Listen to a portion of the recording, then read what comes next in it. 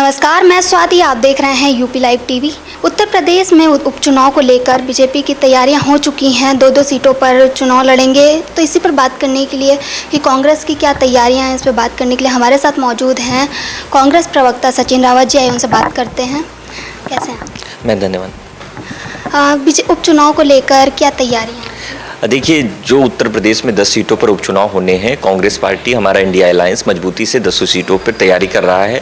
निश्चित तौर पे जनता इंडिया अलायंस को आशीर्वाद देगी। जिस तरह से लोकसभा चुनाव में इंडिया अलायंस को जो प्रदेश की जनता है उसने आशीर्वाद दिया था, भारतीय जनता पार्टी ने जो अपना मैनिफेस्टो घोषित किया था उत्तर प्रदेश में, योगी जी के चेहरे पे चुनाव हो रहा था, लेकिन क्या हुआ कि जनता ने जनादेश दिया। आज भारतीय जनता पार्टी आधी सीटों पे सिमट गई। उसके बाद लगातार आपने देखा होगा कि कुर्सी की रस्साकसी चल रही है उप मुख्यमंत्री में। अब जनता के जो असल मुद्दे हैं उनसे ध्यान भटकाने की कोशिश सरकार की है, लेकिन जो जनता है, जनता अपने मुद्दों को लेकर के वोट करने जा रही है और लगातार हमारा इंडिया अलायंस उन मुद्दों को उठा रहा है। और निश्चित तौर पे अभी जब चुनाव होगा और चुनाव के बाद जो परिणाम आएंगे, हम लोग 10 सीटों पर चुनाव जीतेंगे।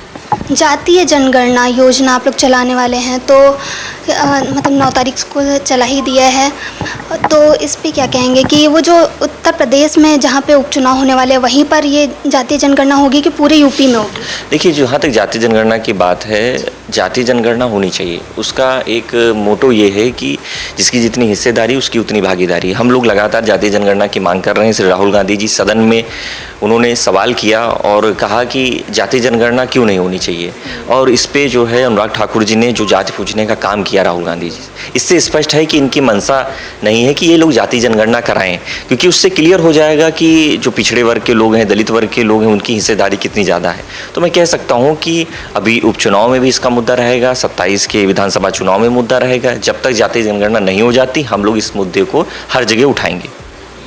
वक्फ बोर्ड और नाज़ूल को लेकर क्या कहेंगे?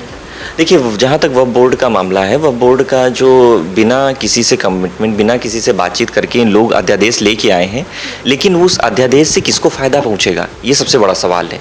आपने देखा है कि उस अध्यादेश में जो है बड़े बड़े जो कंपनी के लोग हैं, उद्योगपति हैं, उनको वक्फ बोर्ड की ज़मीन उनको अलाट की जाएगी। तो इससे स्पष्ट है कि ये लोग जनता से कोई सरोकार का इनका कोई मुद्दा नहीं रहता है। और मैं कह सकता हूँ कि अभी वक्फ बोर्ड का मामला आया है, इससे पहले किसान आंदोलन के बिल थे, SC/ST का मामला था। सारे मुद्दों पर ये सरकार खुद गिरती हुई चली जाती है, क्योंकि ये लोग JPC कराते नहीं, किसी से बातचीत करते नहीं, किसी संगठन से बातचीत करते नहीं, सिर्फ और सिर्फ अपना एक एजेंडा थोप देते हैं जनता पर। और मुझे लगता है कि अभी हम लोग इसके खिलाफ हैं। हम लोग इसके खिलाफ सड़क पर भी लड़ाई लड़ेंगे, सदन में भी लड़ाई लड़ेंगे।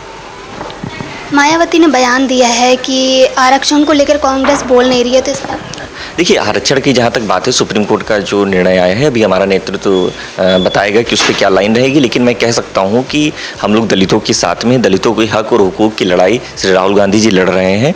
हम लोग लगातार इस मुद्दे को लेकर के, अभी हम लोगों की जो पार्लियामेंट्री बैठक है उस पर हम लोगों ने इसकी चर्चा की है। निश्चित तौर पर आज बहन जी ने, मायावती जी ने इस पर प्रेस कॉन्फ्रेंस की है, लेकिन मुझे ये बात पूछनी थी कि कम से कम मायावती जी को भारतीय जनता पार्टी से सवाल करना चाहिए, और कि सरकार ने इस पर अब तक चुप्पी क्यों रखी, उस पर भी जवाब देने की बात होनी चाहिए। Thank you. जैसे कि आपने देखा, हमने सचिन रावत जी से बात की, उनका क्या कुछ कहना था आपने सुना। ऐसी और अपडेट के लिए बने रहे हमारे साथ और देखते रहे UP live TV. Camera person Raman के साथ मैं स्वाति, लखनऊ।